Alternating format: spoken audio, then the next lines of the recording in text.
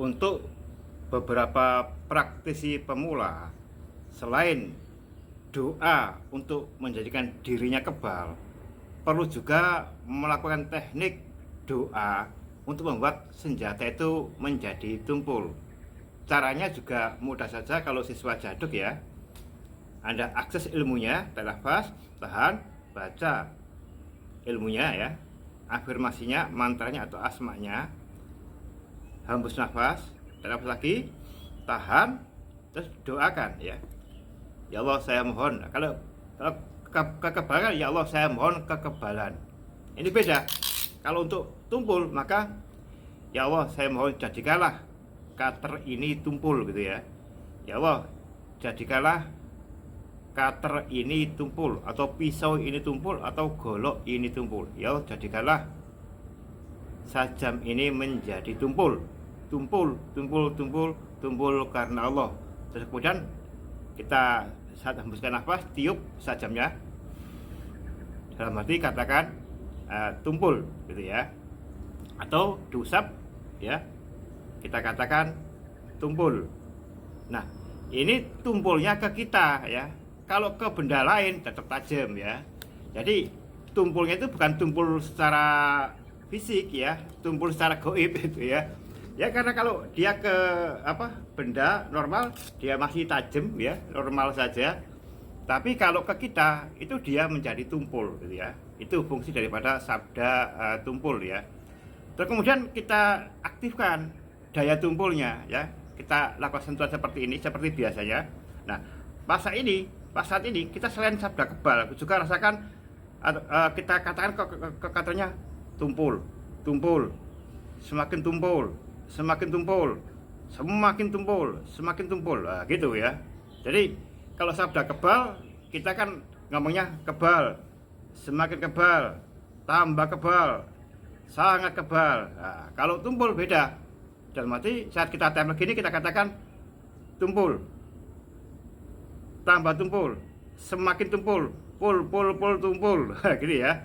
Kita katakan semakin tumpul, semakin tumpul. Terus baru kita lakukan gerak selidik, yaitu digores sedikit saja dan ringan saja ya, gores sedikit ringan.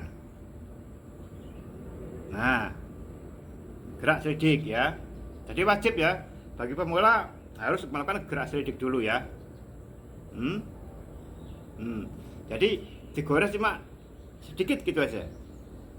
Kalau ilmunya belum aktif, powernya belum aktif, energinya juga belum padat, saat digores ini ya, istilah kata ya darah itu merah jenderal gitu ya, itu ya.